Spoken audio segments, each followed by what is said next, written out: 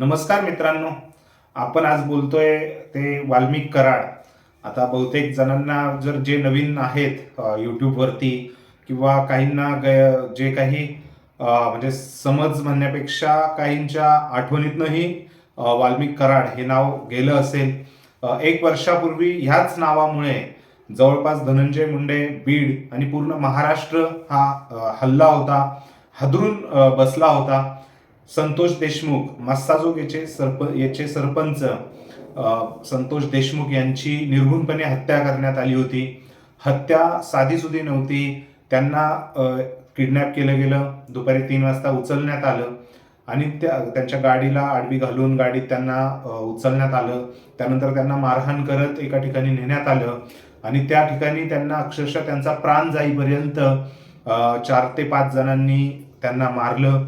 त्यांच्या छातीवर उड्या मारल्या. त्याचे फोटो नंतर व्हायरल झाले आणि त्यांचा जीव जातपर्यंत त्यांना मारलं तर मारलं, वरून ह्या त्यांच्या ज्या कृती होत्या त्याचे व्हिडिओही बनवण्यात आले, सोशल मीडियाला व्हायरल करण्यात आले, अनेक दहशत निर्माण करण्याचा प्रयत्न झाला. एवढ्या ही जी घटना घडली महाराष्ट्रात, अतिशय वाईट घटना घडली. ह्या पद्धतीने कोणाला मारण्याची ही प्रथमतः वेळ होती आणि तेही एकदम असं राक्षसी वृत्तीने हसून.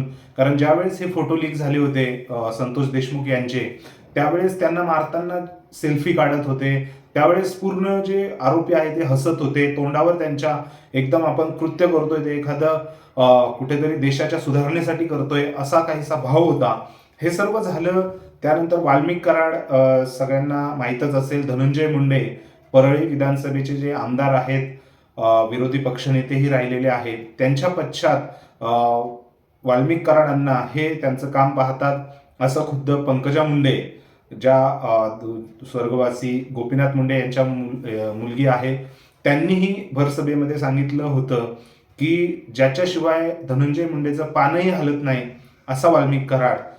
सो कुठेतरी वाल्मिक कराड यांना नंतर ते फरार होते. त्यांना नंतर पुणे येथे त्यांनी सरेंडर केलं आणि त्यानंतर आजपर्यंत ते जेलमध्ये आहे. त्यावरती न्यायालयीन प्रक्रिया चालू आहे, त्यामध्ये सुनावणी चालू आहे. जे संतोष देशमुख यांच्याकडनं जे सरकारी वकील सरकारने नेमले होते, उज्ज्वल निकम, त्यांनीही मध्ये बाईट दिली होती की खूप काही म्हणजे त्या जिल्ह्यामध्ये जिथे न्यायालयीन खटला चालू आहे बीडच्या सत्र न्यायालयात, तिथे तारीखच पुढे ढकलली जाते. 15-15 महिन्याने तारीख मिळते. त्यामुळे फास्ट ट्रॅकवर हा खटला नेणं आणि तिथून लगेच रिझल्ट येणं काहीसं अवघड वाटतंय. जाणून बुजून हे गोष्टी पुढे चालल्यात का असंही त्यांनी प्रश्नचिन्ह उपस्थित केला होता. कारण जेव्हा पत्रकारांनी त्यांना विचारलं की अजून रिझल्ट लागत नाही किंवा तुम्ही प्रत्येक तारखेला तिकडे जात नाही, त्यावरती त्यांचं हे उत्तर होतं.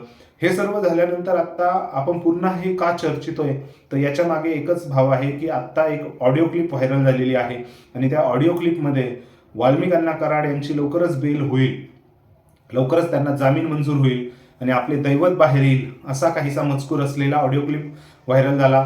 त्यानंतर बहुतांशी लोकांचे बीड जिल्ह्यामध्ये स्पेशली त्यांच्या स्टेटसवरती, त्यांच्या बॅनर्सवरती वाल्मिक अण्णा कराड हे पुन्हा झळकले. निश्चितच जो व्यक्ती आरोपाखाली ज्याच्यावरती FIR मध्ये त्या व्यक्तीचं नाव आहे, तो व्यक्ती आता न्यायालय म्हणजे जेलमध्ये आहे. त्याचा खटला न्यायालयीन प्रविष्ट आहे आणि अशा माणसाचे निश्चितच बेल होणार.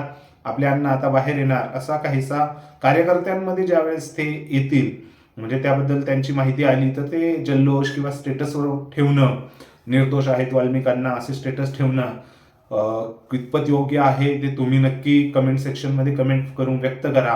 कारण याला आपण अजून थोडंसं मागं बघितलं तर धनंजय मुंडे यांनी आता नगर परिषदेच्या प्रचाराच्या वेळेस आपल्यात एक माणूस नाहीये असं काहीसं संभाषण करून वाल्मिक अण्णा कराडची आपल्याला आठवण येते किंवा आपण त्याला मिस करतोय असं जाहीर वक्तव्य केलं होतं.